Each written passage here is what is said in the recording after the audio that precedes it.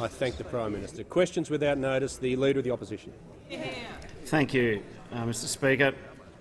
My question is to the Prime Minister. Working Australians are already doing it tough, with this Prime Minister presiding over the lowest wages growth on record. So how is it fair that this Prime Minister is giving a $65 billion handout to big business while slugging workers with a $300 tax increase?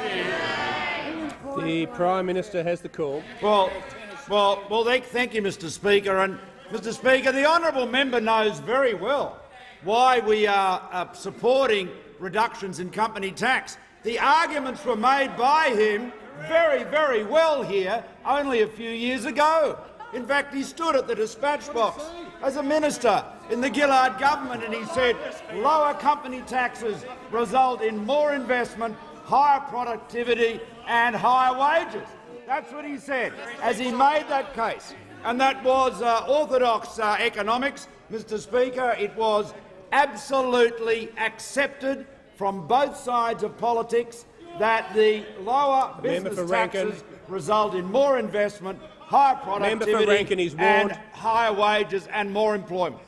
And, Mr Speaker, we managed to secure, despite the ferocious opposition of the Labor Party, cuts to company tax for businesses up to $50 million, the last group up to over $25 million starting on July 1 this year. So that small and medium businesses have got tax cuts under our government. Overwhelmingly Australian-owned, overwhelmingly family-owned. And we are seeing the growth in those businesses in the jobs numbers. 420,700 jobs in the last 12 months. That's the highest annual jobs growth in our history. 17 consecutive months of jobs growth, the highest, longest run of monthly jobs growth in our history, the highest female participation rate in our history. 78% of those 420,000 jobs are full-time, and we saw just last month a decline in part-time jobs, overwhelmed by a much larger increase in full-time jobs. I was only down last week at Bisalloy in Untitled down near Port Kembla, a company which is making the best steel in the world,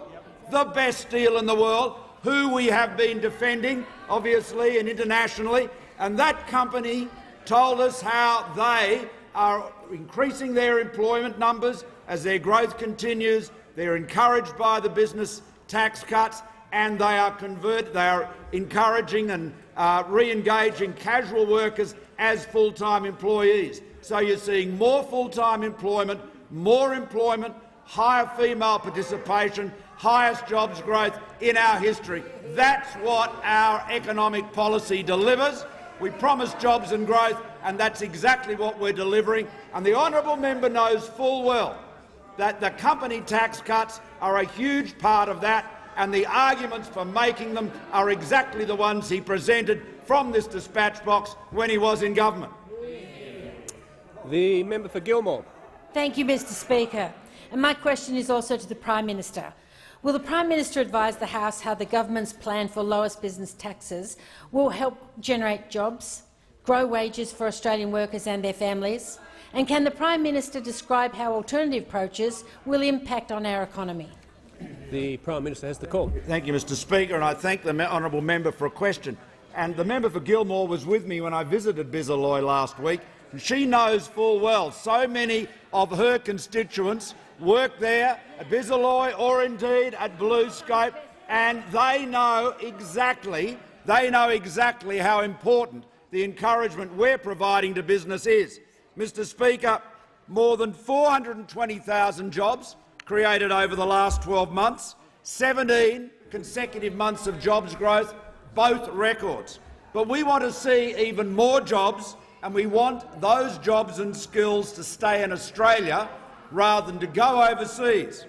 Now, we risk all of this without policies that support business and encourage investment, because, as we know, investment creates jobs. Investment drives productivity. Investment drives the productivity that delivers higher wages. And that's why we're supporting both.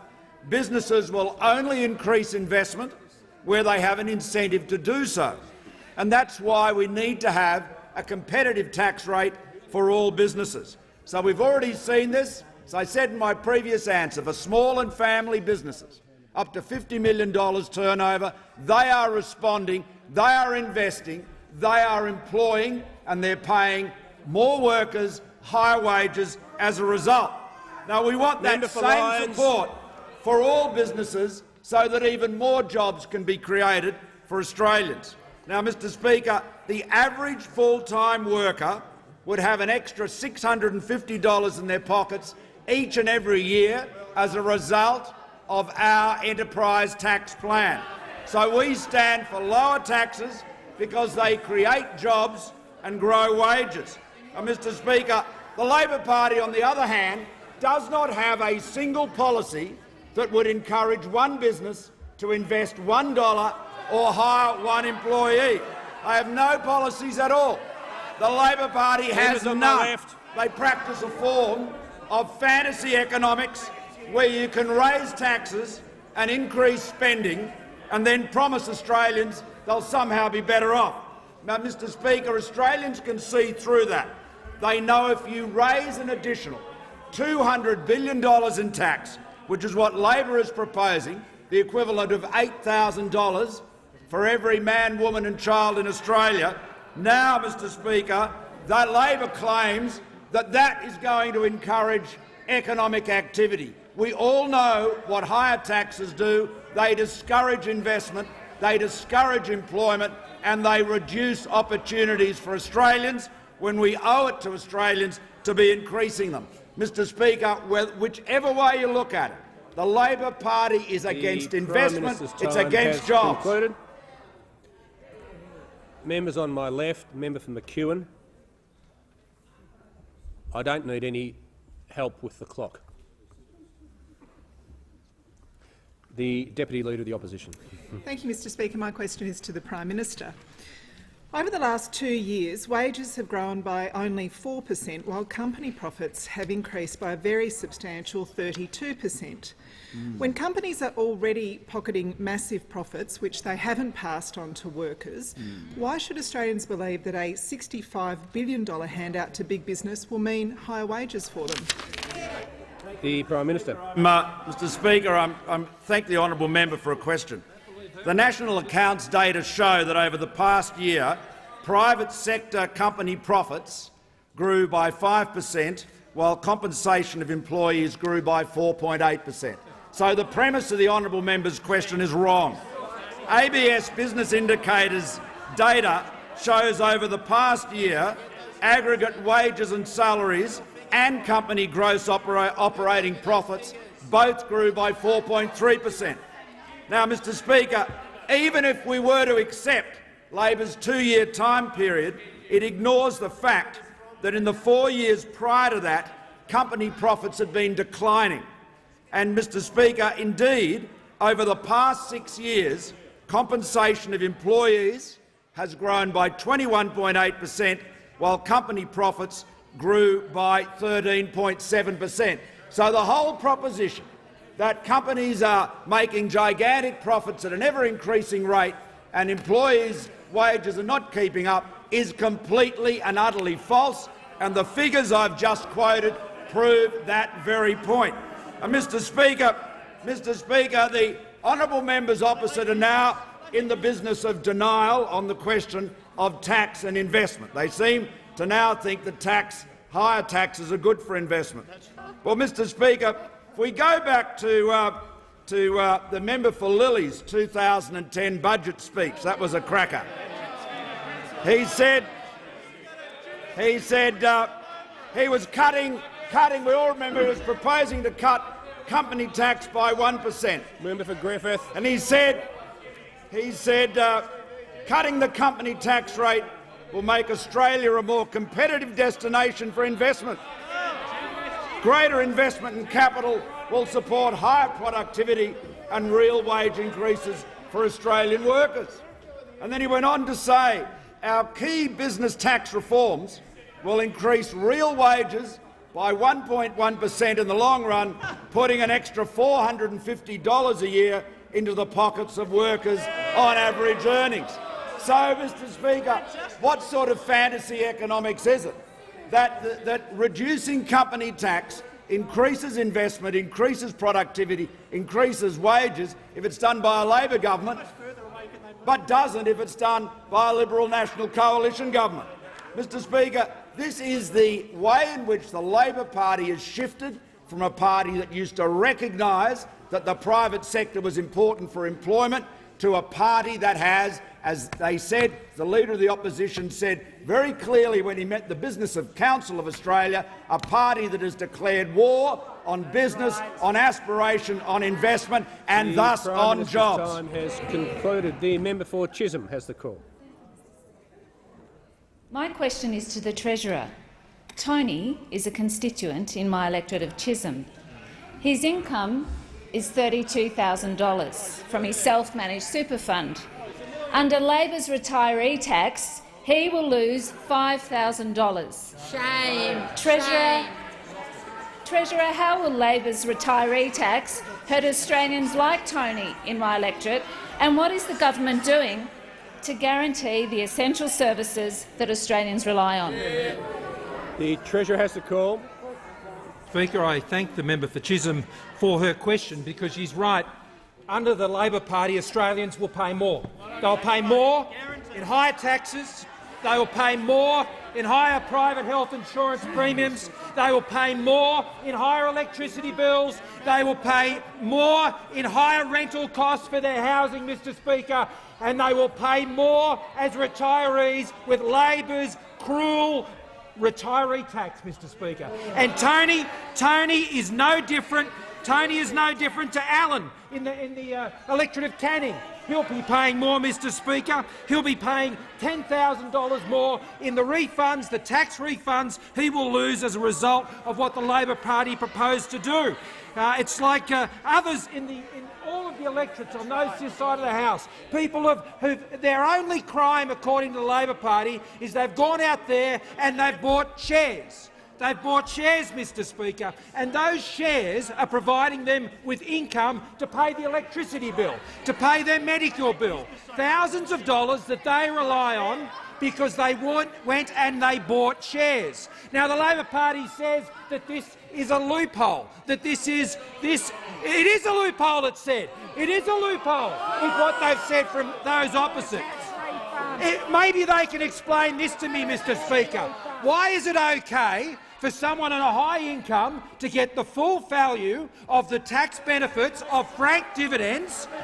It's okay for them. You can be earning $500,000 a year and you can get the full value of your franked dividends.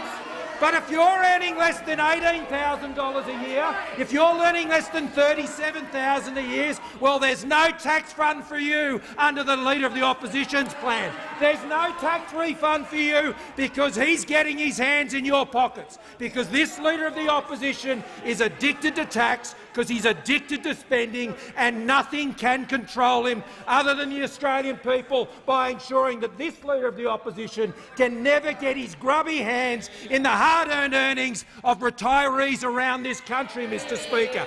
And as we've seen this policy announced just 2 weeks ago, it has turned to custard in a matter of days.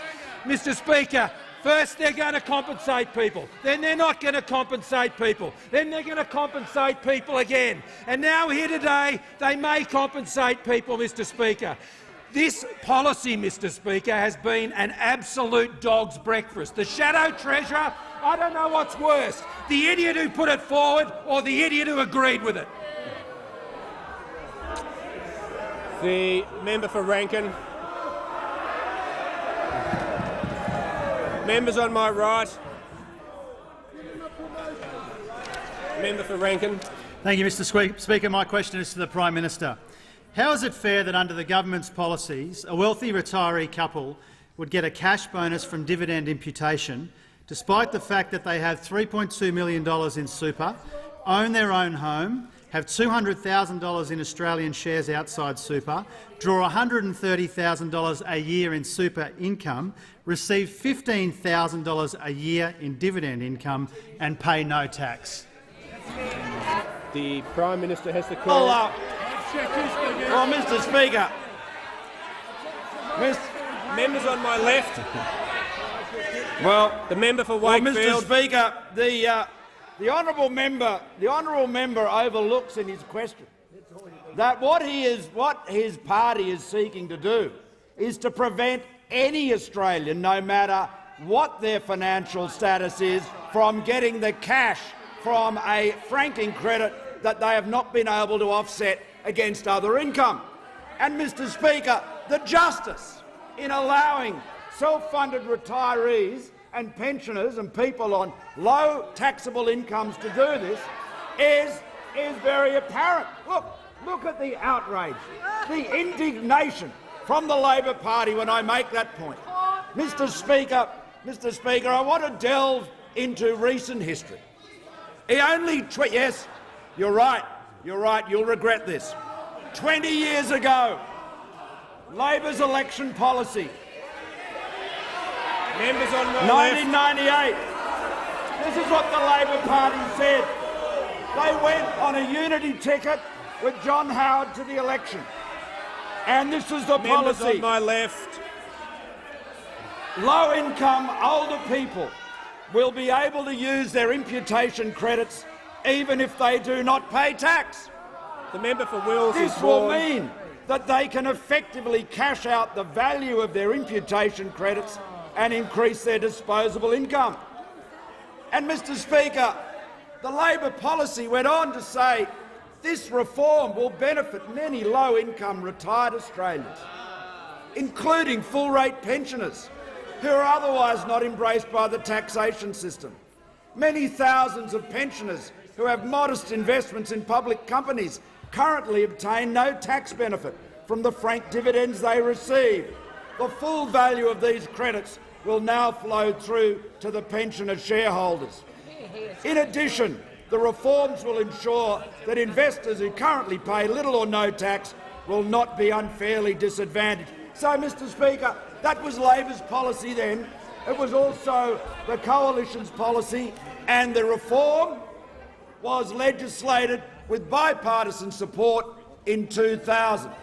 And now, what was an act of compassion and fairness in 1998 is now, according to the honourable members opposite, a tax rort, a loophole, a scandal that has to be put an end to. It is an insult to hard-working Australians who've saved their lives through their lives to be financially independent. It is robbing them. It is picking their pockets when they deserve our respect. The Prime Minister's time has concluded.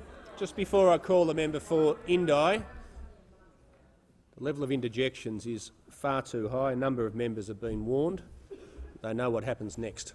Okay, I'm not going to raise my voice to try and compete with them. The member for Indi now has the call. Thank you, Speaker. My question is to Minister for Environment and Energy. Minister, last week I was pleased to welcome you to Indi to meet with communities embracing renewable energy, pumped hydro and battery storage.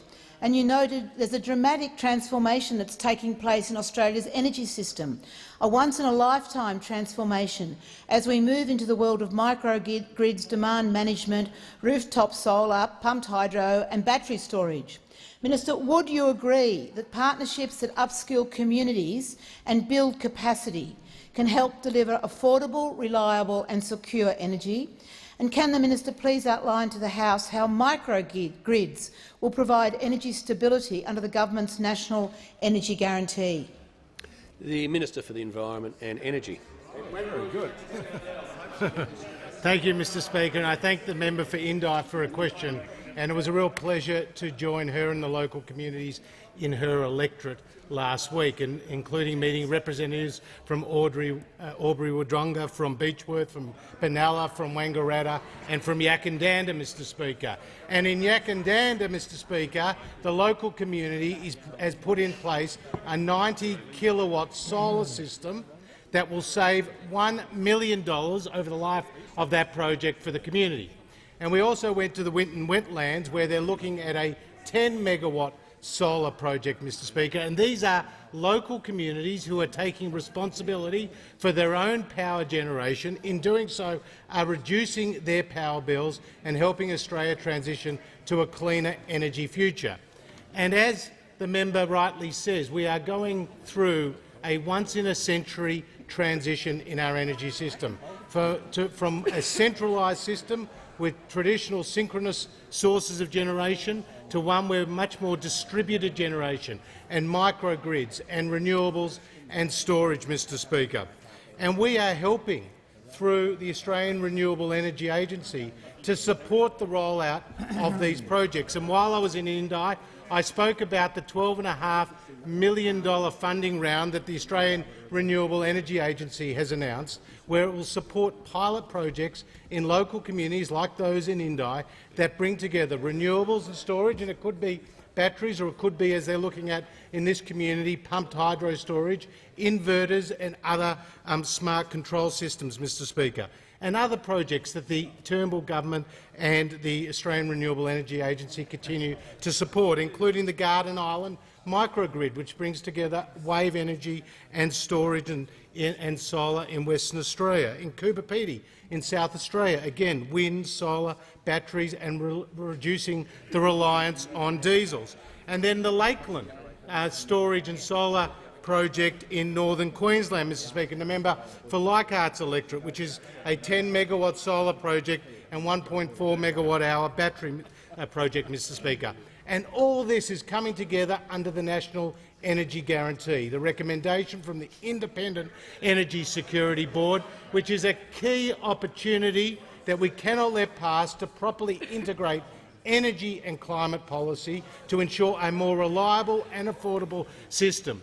And Australian households will be $300 a year better off under the National Energy Guarantee than they would be under the Labor Party's plan. So, Mr Speaker, under the Turnbull coalition government, we are delivering microgrids, we are delivering storage, we are delivering renewables, but most of all, we are ensuring a transition to a more affordable and reliable energy system for those people in Indi and beyond. Just before I call the member for Boothby, I'd like to inform the House that joining us in the gallery this afternoon is the Sri Lankan State Minister of Foreign Affairs, accompanied by the Deputy High Commissioner to Australia. On behalf of the House, I extend a very warm welcome. The member for Boothby. Thank you, Mr Speaker. Mr Speaker, my question is to the Treasurer. Treasurer, how does a competitive tax system help to promote the investment needed to build on record jobs growth and lift wages for hard-working Australians? What are the risks associated with alternative approaches? The Treasurer has the call. Thank you, Mr Speaker. I thank the member for Boothby for her question. She's been pleased to be part of a government in the last 12 months has delivered 420,000 jobs in the Australian economy, more than 1,100 jobs a day, Mr Speaker, a record in jobs growth, part of a government that over the last 2.5 years has seen the unemployment rate fall, has seen business confidence lift by 10%, consumer confidence lift by 10%, invested in the non-mining sector up in the last 12 months by 12.4%, Mr Speaker. This is an economic plan that's working, and it's an economic plan that must stay the course to ensure that Australians can enjoy higher living standards, better wages and more secure jobs into the future. Now, there are risks to this plan, and all of those risks sit on the other side of the chamber, because one of the many policies that the Labor Party has been touting about has been their policy for higher taxes. And I said in answer to a previous question that under Labor Australians will pay more, and they will particularly pay more in higher taxes. In higher taxes, Mr Speaker. Now, those taxes, just to refresh everyone's memory, they include a higher tax on housing.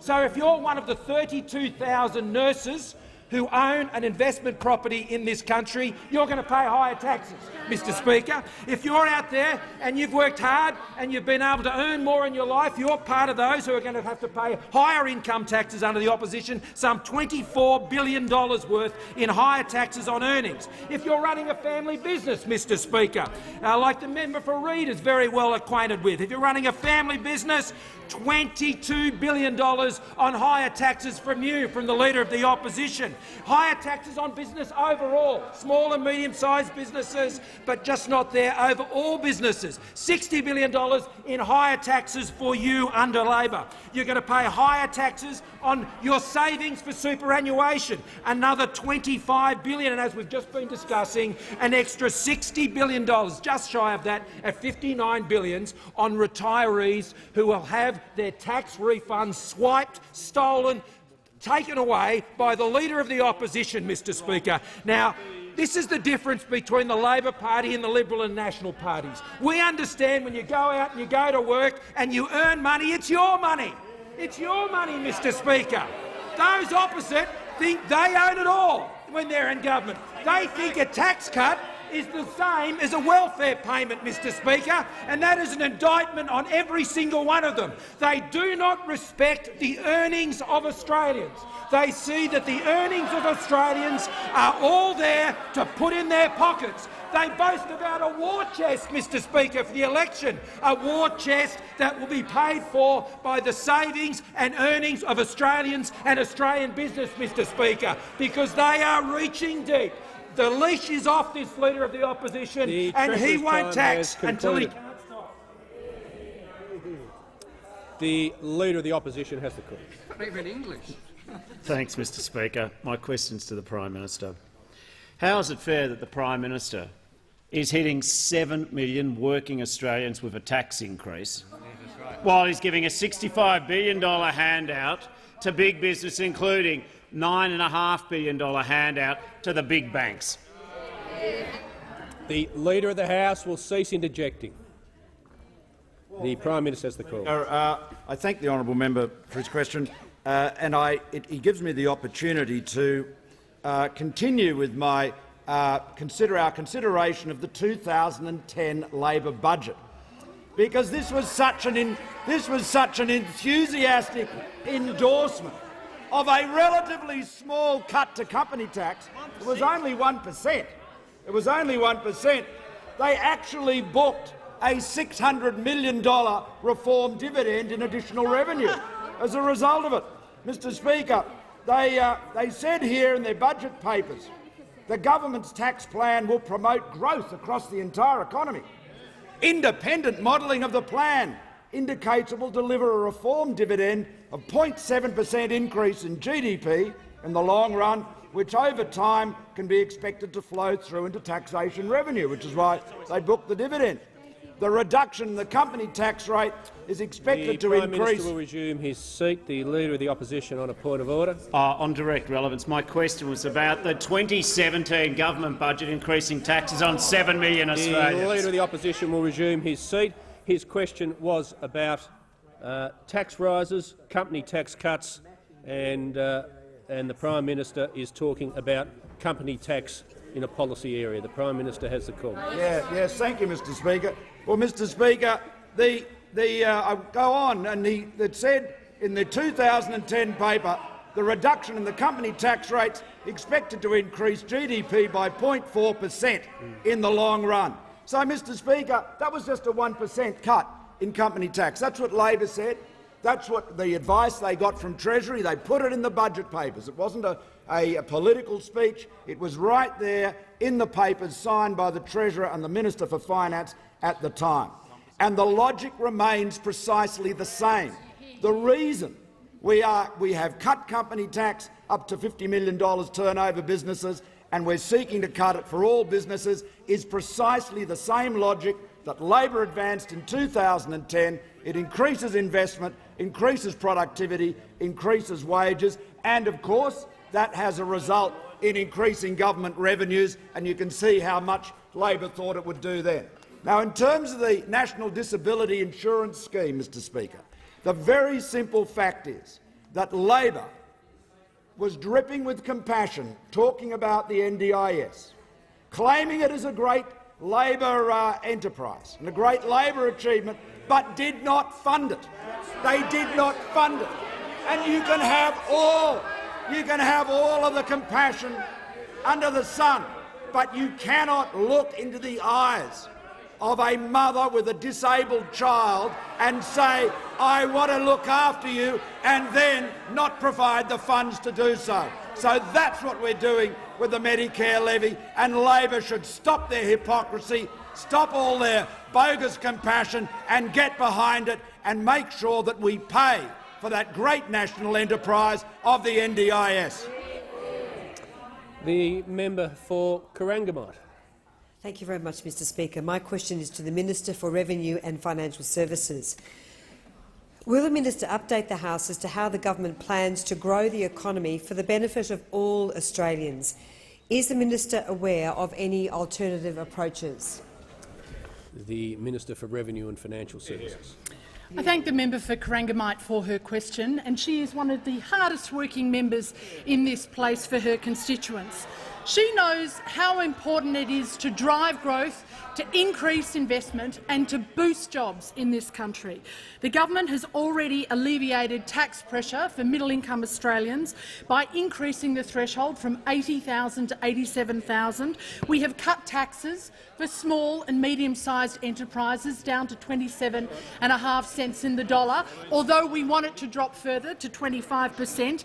And we have seen the creation under our government of hundreds of thousands of new jobs. The government wants to continue these gains in employment by legislating tax cuts for all companies. But sadly, those opposite refused to support us. Now, their stance isn't based on long-standing principles. In fact, the Leader of the Opposition and the Shadow Treasurer have in fact previously supported company tax cuts. So why the change of heart? Well, the Leader of the Opposition is all about tax and spend.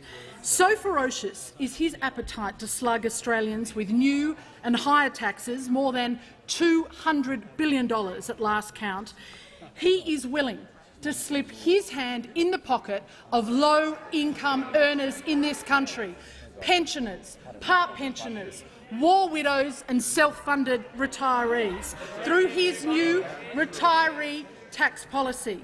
This is a policy that takes refunds away from 1.1 million Australians, around 1 million of whom have got a taxable income of less than $37,000.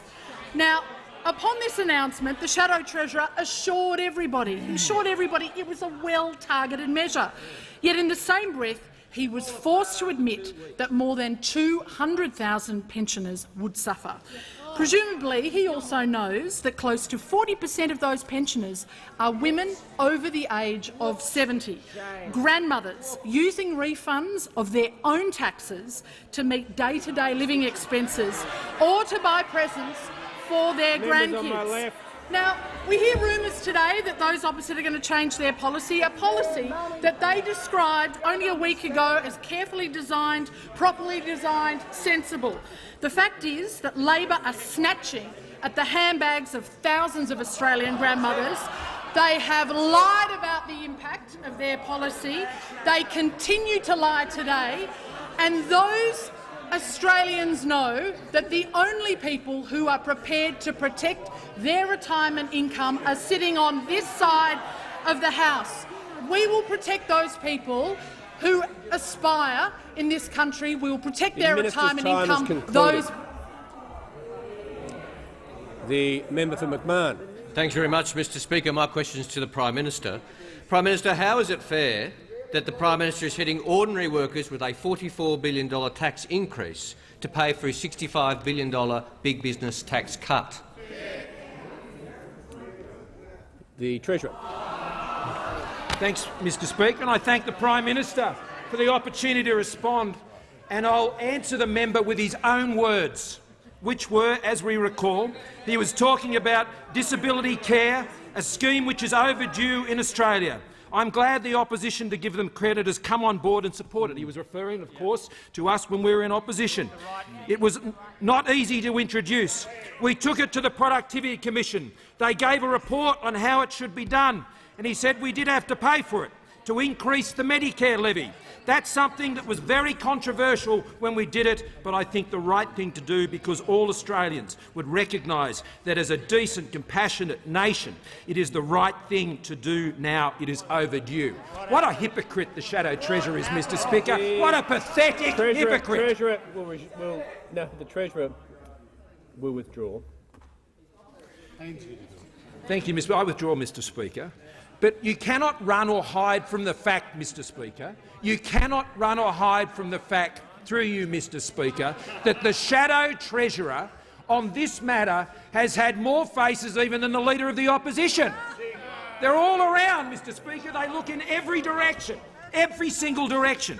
What the shadow treasurer is seeking to do to the Australian economy is to tax it within an each of its life, Mr. Speaker. More than $200 billion in higher taxes. And I've only just talked about the ones they've announced so far. I noticed today, Mr. Speaker, that the shadow treasurer is out there quoting per capita research today on the cost of privilege, it's called, where he basically says that if a person owning an investment property, Mr. Speaker, 1 in 5 police officers, 38,000 nurses, Mr. Speaker, that they are engaged in some sort of tax rorting. That if a retiree is simply getting a tax refund because of the dividend imputation system, then apparently this is a big rort, Mr. Speaker.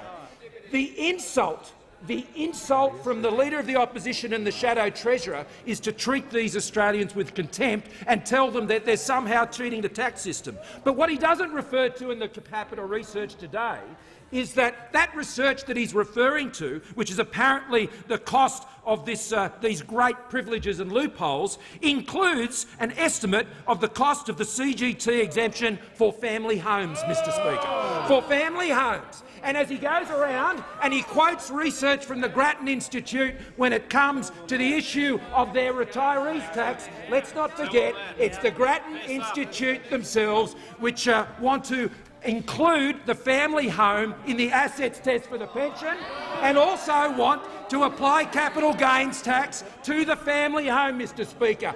This Leader of the Opposition is off the leash on tax. The member for Menzies. Mr. Speaker, my question is to the Minister for Small and Family Business, the Workplace and Deregulation. Would the Minister update the House on how small businesses will benefit from a lower taxing economy, and are there any alternative positions? The Minister for Small Business.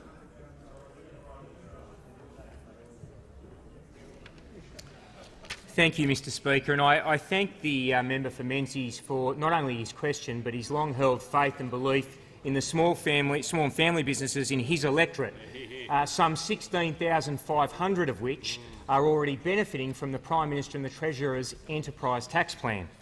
And the member for Menzies, Mr. Speaker, knows that the small and family businesses in his electorate don't exist in a vacuum. The economy is full of businesses of all sizes. And the most recent survey, when they've surveyed small and family businesses, on a ratio of 6 to 1, they have argued that tax cuts be extended to big businesses as well.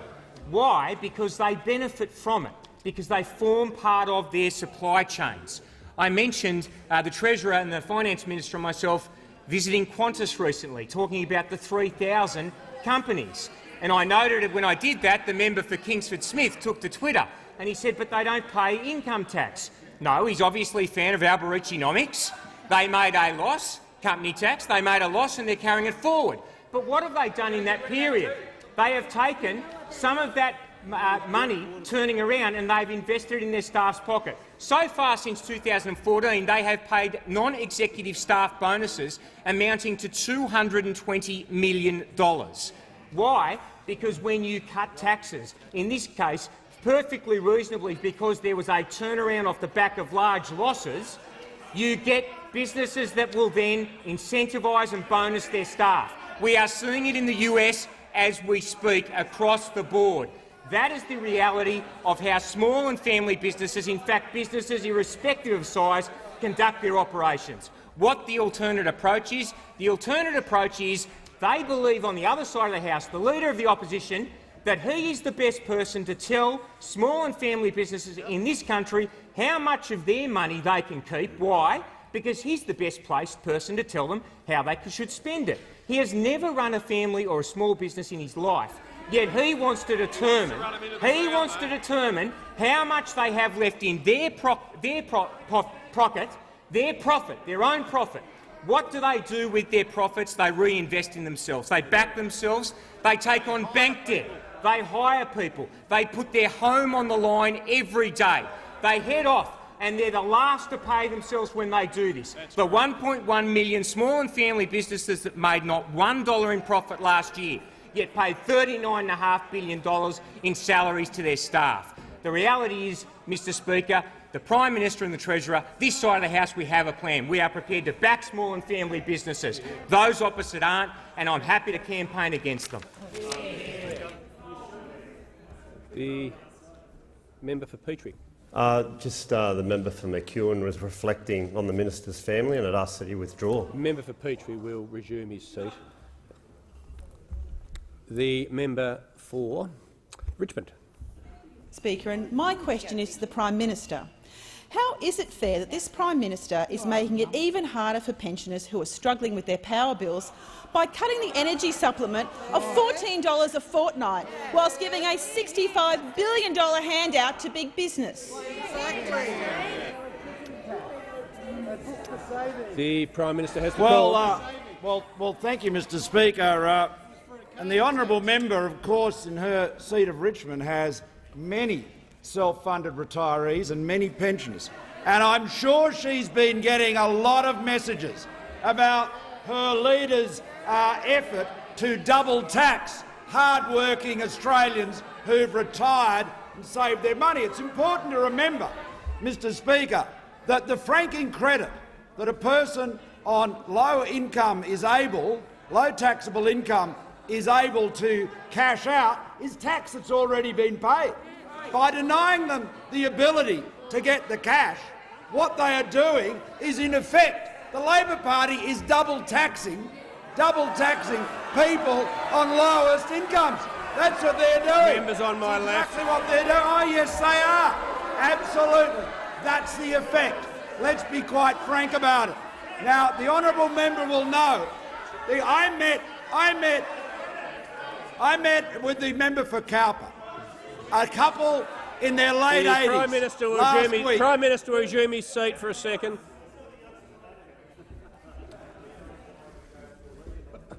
I warned earlier about the level of interjections, and I've warned a number of people, so the member for Wills will leave under 94A. And a repeat of that will see further ejections. The Prime Minister has the call. Prime Minister has the call. Yes, thank you, Mr Speaker. Mr Speaker, I met a couple with the member for Cowper who, in their late 80s, of which there would be many counterparts in the honourable member's seat of Richmond up there in the Tweed, who had very carefully saved, counting every penny. And the Labor Party's policy would result in their income being reduced by 17%, or about $3,500 in net terms. And you know what their solution was, Mr Speaker, how they felt they would afford that? They'll just cancel their private health insurance. That's what the Labor Party, with all of its compassion, with all of its determination to chase after millionaires, that's what they're doing. Mr Speaker, the Labor Party has gone after the pockets, the purses, the bank accounts of hard-working Australians who've saved all their lives, who have complied with an encouragement to put their money into blue-chip Australian shares to pay franked dividends, a policy that the Labor Party campaigned on 20 years ago and welcomed the introduction of in 2000 by the Howard government. They're going after them. It will not hit multimillionaires with big portfolios, because you know why? Because they've got income that is not franked income, because they've got rents, they've got interest, and they'll offset the franking credits against that other income. The honourable member's opposite tax policy on pensioners and retirees is going to hit people on low incomes, hit the most vulnerable people we should respect. The member for Mallee. Thank you, Mr Speaker. My question is to the Deputy Prime Minister, the Minister for Infrastructure and Transport. Will the Deputy Prime Minister update the House on the agreement reached with the Victorian Government to deliver the Inland Rail. How will this project help rural and regional Australia, including creating local jobs? The Deputy Prime Minister has the call. Thank you, Mr Speaker. And I do thank the member for Mallee, a very hard-working Victorian member. He's a passionate advocate for regional Australia. Regional Australia, which is home to hard-working Australian families, farmers, small and medium family enterprises. The Minister, the member for Regis, talked about hard workers, those people who Labor once purported to represent but now ignores, Mr Speaker. Government wants to ease the pressure on these hard-working families, create jobs for children and their grandchildren.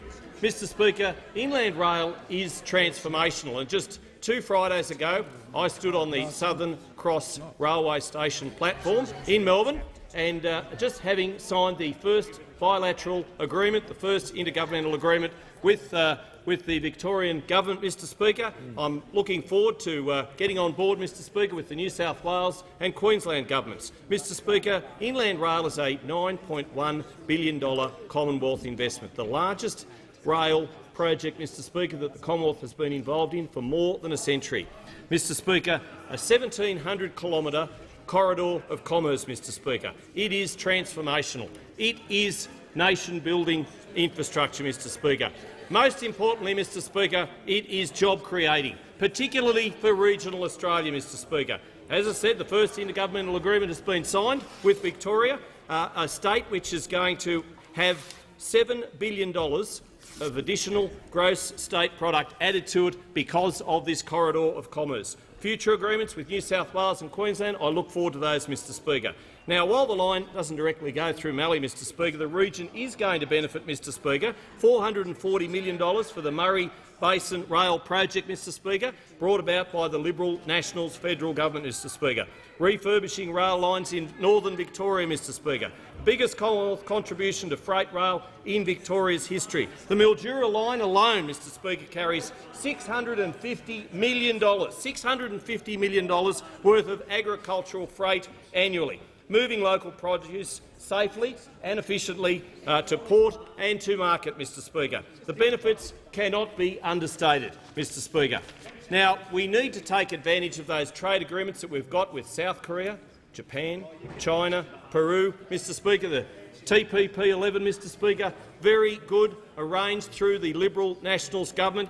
Those opposite, they talk a big game. They talk a big game before an election. They never deliver when they are in government, Mr Speaker, but we get on with the job of building nation-building infrastructure, Mr Speaker, of brokering free trade arrangements, Mr Speaker. Just look at the job figures in February, Mr Speaker. Not only will the Inland Rail deliver jobs, so too, Mr Speaker, have small and medium enterprises, Mr Speaker, thanks to the Liberal Nationals government, 17,500 in February alone, Mr Speaker. Minister's time has concluded.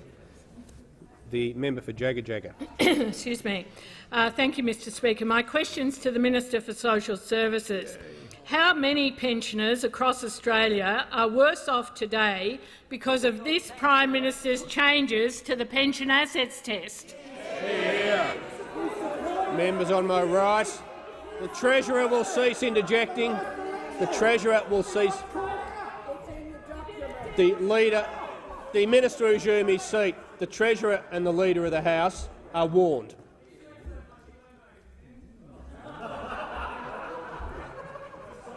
The Minister has the call.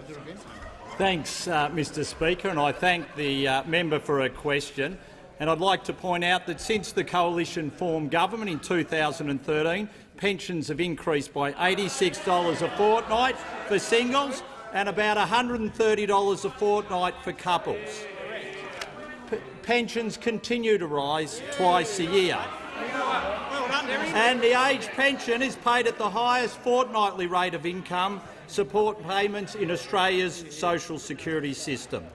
Now, on 1 January 2017, the pension assets test and taper rate was rebalanced to make the system better targeted and more sustainable into the future.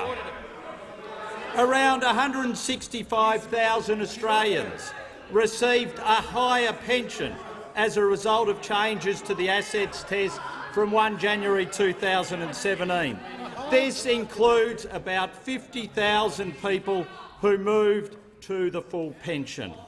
Around 90% of pensioners are either better off or have had no change to their pension under these measures, and you supported it. The member for Fairfax.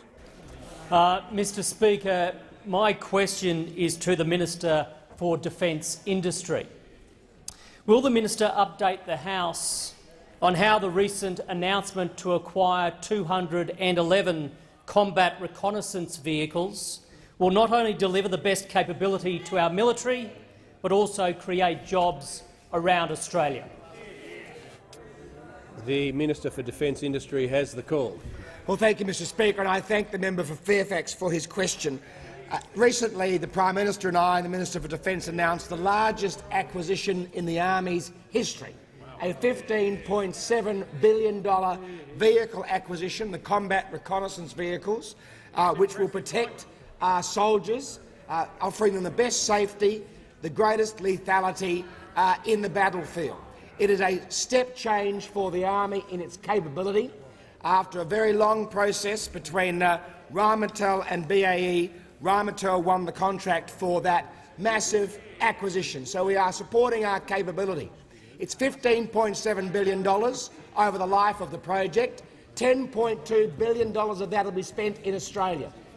$5.2 billion in acquisition, of which $2.8 billion will be spent in Australia. When the tender was first started, the two bidders expected to do 5% Australian industry content. By the end of the process, that announced 55% Australian industry content in the acquisition phase and 70% Australian industry content over the life of that project. So that is $10.2 billion being put into our economy, growing jobs, growing investment. 40 businesses in the supply chain of Rheinmetall will be beneficiaries because of this government's decision to back Australian industry, high technology, advanced manufacturing. In Queensland alone, it's worth $1.8 billion in acquisition, 330 jobs, 1,450 jobs overall. Companies like All Plates, DGH Engineering, Frontline Manufacturing, G&O Kurt, GCI Group, HeTech, IntelliDesign, Niowa, Penske. In Victoria, of course, because all these projects are national projects, Victoria will get $635 million in the acquisition phase alone, creating 170 jobs. Companies like Nescott, Supercat, Tectonica, AWBell, CableX, Albans, AME, APT, Extel. The list is endless, Mr Speaker, of Australian businesses that, because this government is backing Australian business in defence, are growing their jobs, growing our economy. We will get to 2% of GDP on defence spending a year in advance of what we had promised. By stark contrast, Mr Speaker, under Labor they took our defence spending to the lowest level since 1938, since the last year of appeasement, 1.56%. That was the contrast. This government delivering capability, jobs, growth in the economy, that side using defence as something they can cut in order to give more money away. The member for Jagga Jagga. Thank you, Mr Speaker. My question again is to the Minister for Social Services. Can the minister confirm that this Conservative government is cutting the energy supplement for 400,000 pensioners, increasing the pension age to 70, did a deal with the Greens political party which meant 92,000 pensioners lost their pension and left a total of 370,000 pensioners worse off, and has included cuts to pensioners in every single budget it's handed down, every single one. The Minister for Social Security has the call. What I can confirm to the minister is that this government— sorry. Members on my left.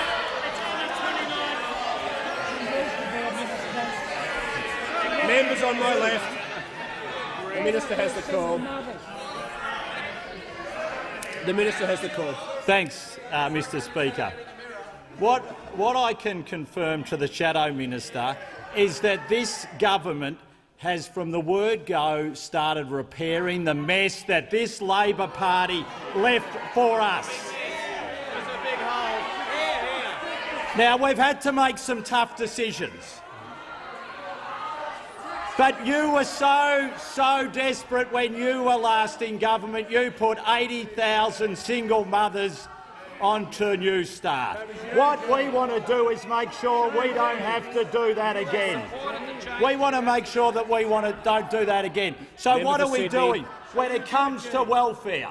We're making sure we're creating 1,100 jobs a day, because that means that people will go off welfare into work, and we all know that that is the best thing that we can do for people. The member for Rankin will leave under 94A. When it comes to pensioners, we're making sure that we do not introduce tax policies. We don't introduce tax policies which will make them worse off. We are not going to increase taxes on part pensioners. We're not going to do it on self-funded retirees.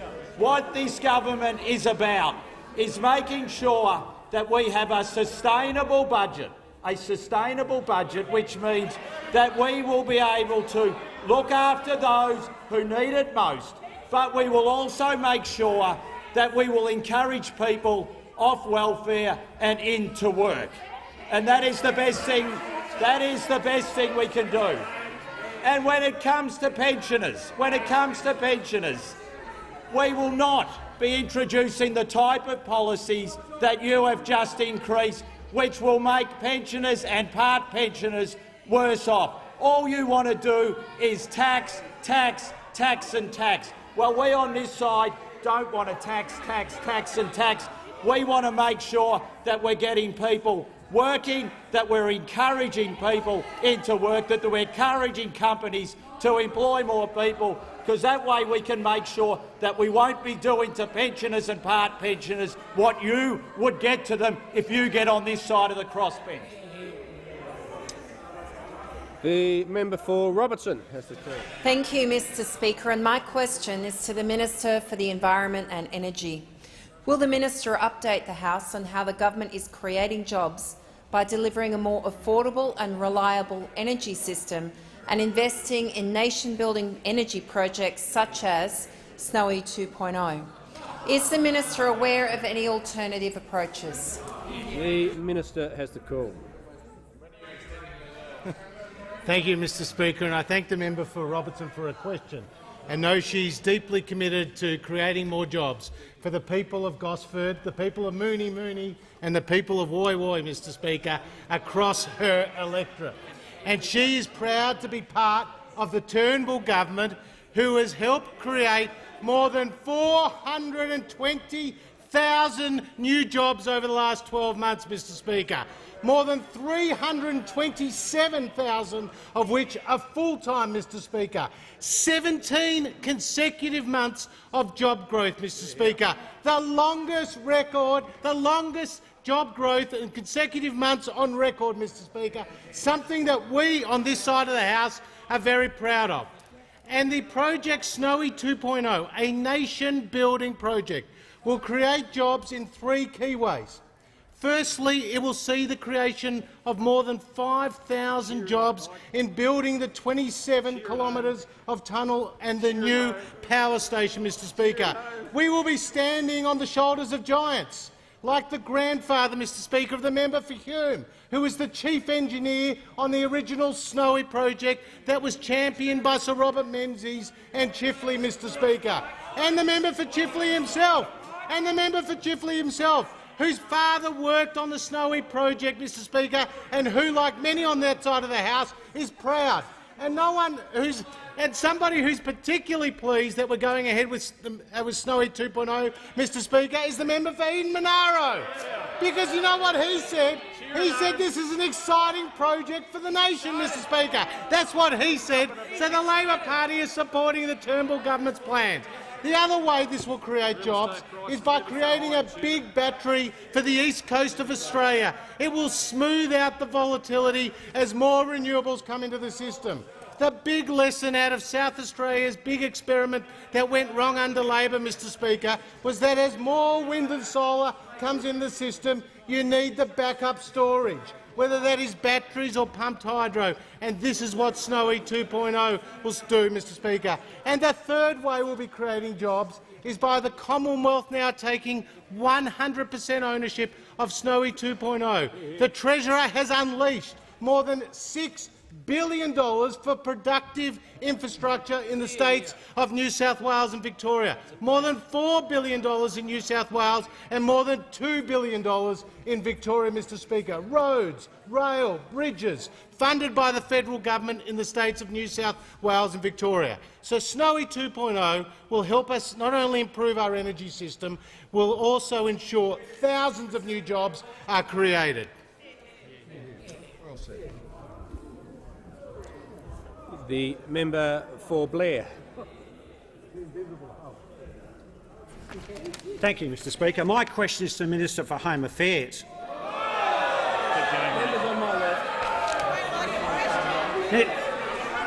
I refer to concerns raised in the media today relating to the minister's use of his ministerial discretion to grant a tourist visa to an au pair. Was his decision based on departmental advice? If not, what prompted the minister to intervene? And will the minister undertake to provide the opposition with a departmental briefing at the earliest opportunity so the facts can be made clear? The member's time has concluded. The minister has the call. Well, Mr Speaker, I thank the honourable member for his question. At last, a question from the member for Blair. Well done, finding a way and tactics each day. Finally, you've risen to the top of the pile.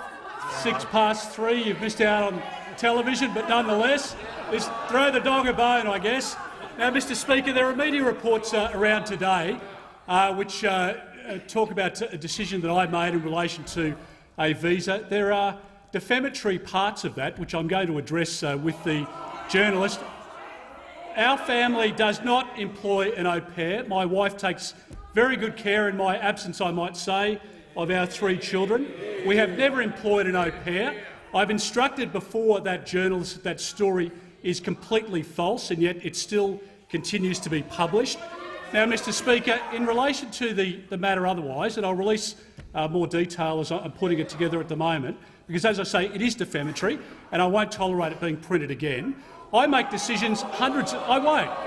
No, I won't have my family— Members on my left. I won't have false details, Mr Speaker, as the Leader of the Opposition would appreciate as well. I won't have false details about my wife and my children printed, and I won't stand for it. That's the reality, Mr Speaker. Now, Mr Speaker, I make hundreds of decisions each year in relation to ministerial discretion under the Migration Act, as has been the case with many ministers past. There are cases that are brought to me by members on the front bench on a regular basis. I see them nodding there, members of this parliament, in relation to individual cases. I look at the individual circumstances around each matter, and if I determine that there is an interest in me intervening in those cases, I do. And in many cases, I look at the particular facts. For example, the Honourable Shadow Treasurer, nodding away, writes to me regularly in relation to matters, and if I deem the circumstances to be appropriate, I intervene. In relation to this particular matter, and again I'm happy to release further detail, as I was advised at the time, there are 2 matters, only one to which you're referring at the moment, but there are 2 matters where there is a young tourist who has come in on a tourist visa and has declared in an interview with the Border Force officers at the airport, as I was advised, that they were here on a tourist visa but they intended to perform babysitting duties whilst they were here. The decision that was taken, I was advised, was that the tourist visas would be cancelled, that those 2 young tourists would be detained and that they would be deported. I looked into the circumstances of those 2 cases and I thought that inappropriate. I thought if they gave an undertaking that they wouldn't work whilst they were here, I would grant the tourist visa, they would stay, which they did. They didn't overstay, they returned back home. Now, if there are facts there that you dispute or you think there's some other scurrilous point that you want to put it outside of this chamber. The member for Hughes.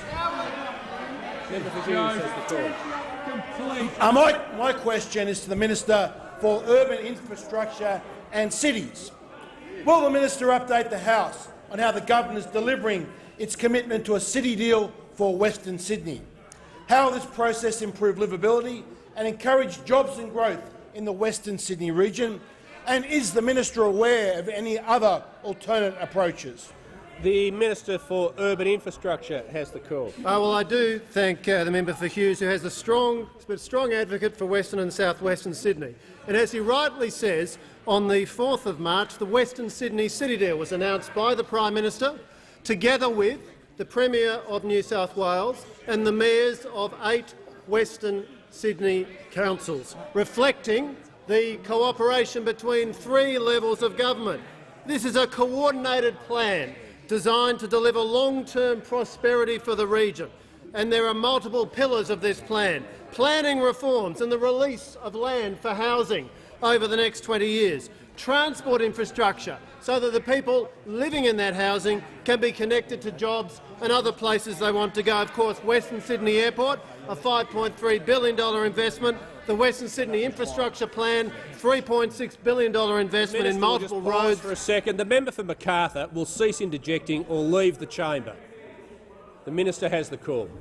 And of course, a commitment to rail, a joint commitment by the Australian Government and the New South Wales Government to Stage 1 of the North-South Rail to run from St Mary's to the Badgerys Creek Aerotropolis via Western Sydney Airport, and with a joint objective to have rail connected to Western Sydney Airport in time for its opening. And of course, the third pillar is generating jobs in Western Sydney. Western Sydney Airport itself, 13,000 jobs by 2031. And then the Aerotropolis, an urban area near the airport, which will become Western Sydney's advanced manufacturing, research, medical, education and commercial hub. We're going to drive investment and attract high-value jobs. There are many other elements to the Western Sydney City Deal, including a $150 million livability program. This is a clear plan for Western Sydney across 3 levels of government. But I'm asked, are there other approaches, Mr Speaker?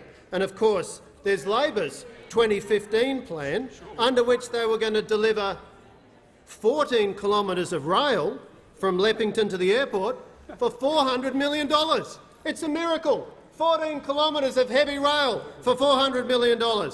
That shows a complete lack of understanding of how much heavy rail costs. Then, of course, we had the New South Wales Leader of the Opposition, Luke Foley, saying after the City Deal was announced that Mr Foley said a state Labor government would deliver the rail link faster.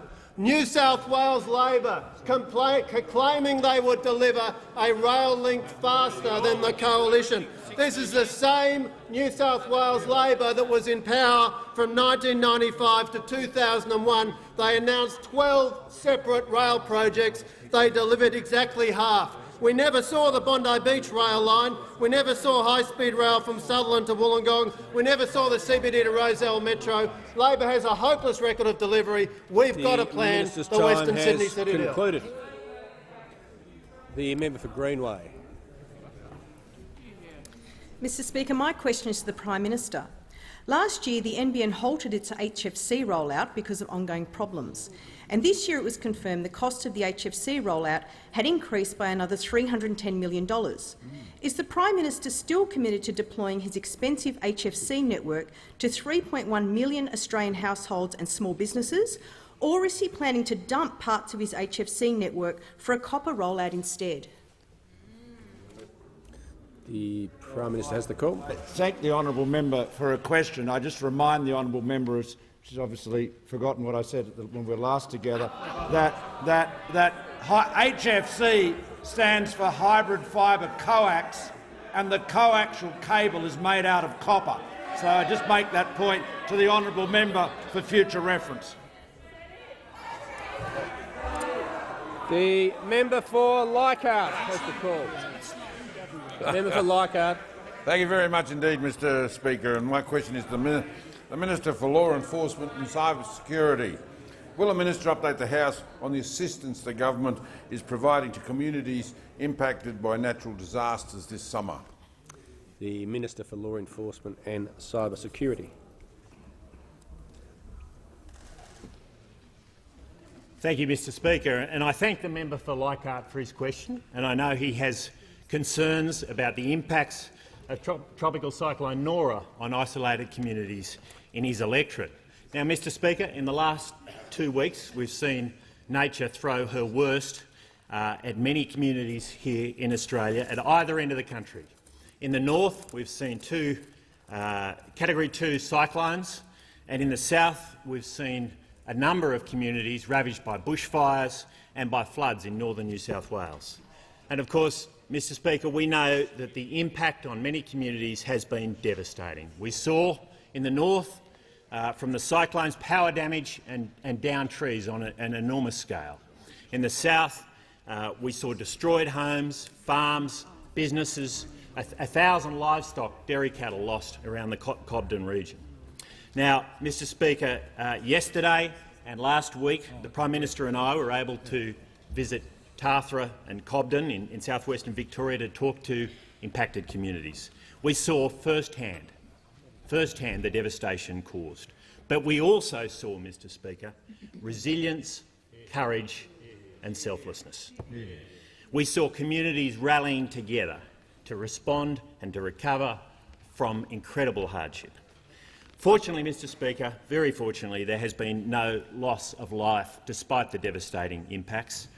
And we know from experience that the most challenging time for these communities will be the coming days, weeks, months and in some cases years as they recover from these disasters. A huge thanks to the volunteers and the professional workers who provided fire services, emergency services and, of course, independent organisations like Blaze Aid that's doing an amazing job in Wannon right now to get farmers and their businesses back on their feet.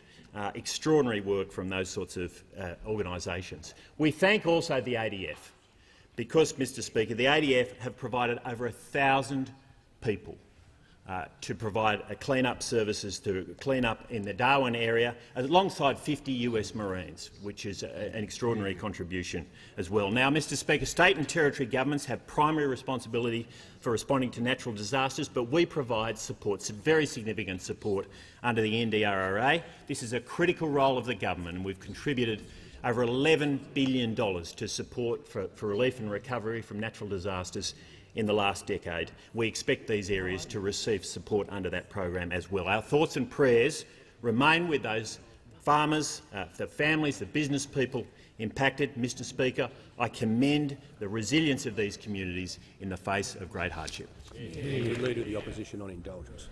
Just on indulgence, it's rise to associate the opposition with the remarks of the minister. I think it is a miracle, and we sometimes use that word too easily, but I think in this case it's probably fairly used. It was a miracle when you look at the fire damage in south-western Victoria or south coast New South Wales or cyclone damage in the top end that no one was killed. Any of us who've been up there in days afterwards, if you see, for example, at Tathra, 100 dwellings were destroyed out of 500. It's a great testament to the resourcefulness of the locals, to the emergency services personnel, both volunteer and professional, that there was no loss of life. But at the same time, I think it's important this parliament records its recognition that for a lot of people the rebuilding task will seem very daunting.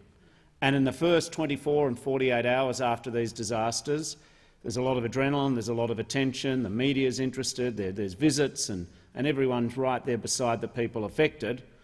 That after that 24 and 48 hours, as the adrenaline subsides, there will be many of our fellow Australians who will think, how do we start again? The damage done will see a loss of school reports and photos and memories which simply can't be replaced. The cost of rebuilding will seem daunting, and I just wanted to conclude by saying to those Australians, it is legitimate to be unsure about what to do. There is no textbook reaction on how to cope with this adversity. And I just say to those Australians, please ask for help. Many other people, if you see them and you see how they're coping, please ask them how they're going. Recovery is an individual matter. It's a journey which each individual and family goes through. It's important in this place that we encourage all Australians to look after the people who've been hard hit, because the recovery will take a long time for some of our fellow Australians. The Prime Minister. Speaker, I ask that further questions be placed on the notice paper. I thank the Prime